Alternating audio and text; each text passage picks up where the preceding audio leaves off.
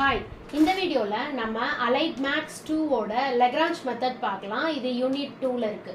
அப்போ வந்து solve y minus z of p plus z minus x of q equal to x minus y இப்படி கொடுத்துட்டாங்க அப்படின்னா இது என்ன மெத்தட்ல இருக்கு அப்படின்னா இந்த கொஸ்டின் வச்சே நம்ம பார்த்தலாம். இது லெக்ராஞ்ச் மெத்தட்ல இருக்கு. லெக்ராஞ்ச் மெத்தட் எப்படி வரும் அப்படின்னா capital P small p plus capital Q small q equal to R. இப்போ இந்த bracketல இருக்கிறது capital P and இந்த bracketல இருக்கிறது capital Q and right sideல இருக்கிறது capital R.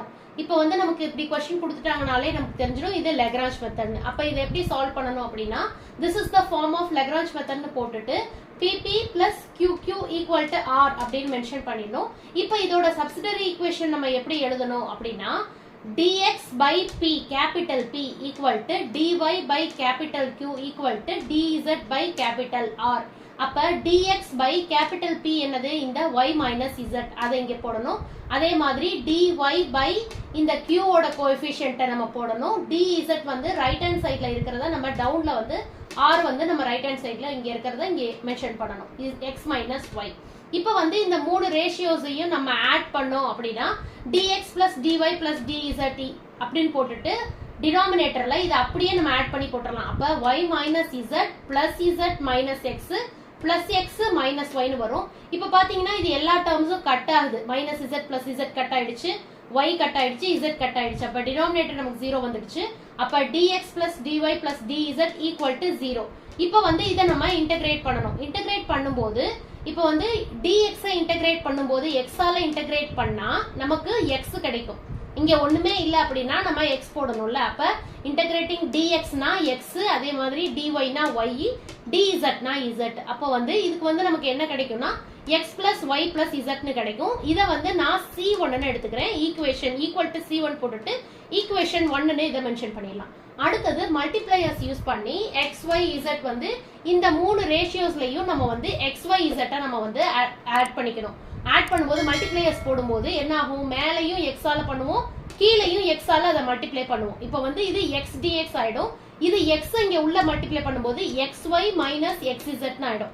அதை தான் நான் இங்க போட்டிருக்கேன், xy minus xz. அதே மாதிரி இதை y ஆல மல்டிப்ளை பண்ணும்போது y dy னு வரும், கீழே yz minus xy னு வரும், yz plus yz minus xy னு வரும். z வந்து அதே மாதிரி z ஆல மல்டிப்ளை பண்ணும்போது z dz னு வரும், கீழே xz minus yz னு வரும். இங்கே பாத்தீங்கன்னா டினாமினேட்டர்ல எல்லாமே கேன்சல் ஆயிடுச்சு. பிளஸ் xy minus xy அந்த மாதிரி எல்லா டேர்மும் கேன்சல் ஆயிடுச்சு. இப்போ நமக்கு என்ன கிடைச்சிருக்குன்னா x dx plus y dy plus z dz equal to 0 கிடைச்சிருக்கு. இப்போ இதை இன்டகிரேட்டிங் போத் சைட் பண்ணும்போது நமக்கு என்ன கிடைக்கும், இதை இன்டகிரேட் சிம்பிள் போட்டு இதை அப்படியே எழுதிக்கணும். x dx plus y dy plus z dz equal to 0.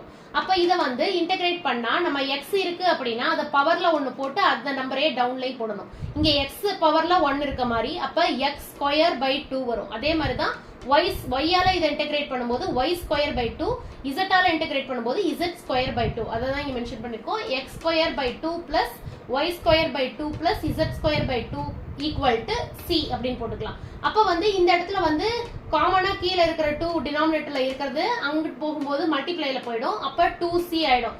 2c நம்ம c2 ன்னு எழுதிக்கலாம். So x square plus y square plus z square equal to c2. இது வந்து ஈக்குவேஷன் 2.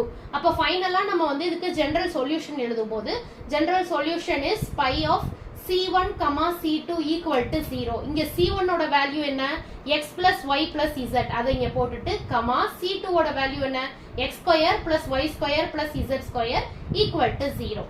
Thank you.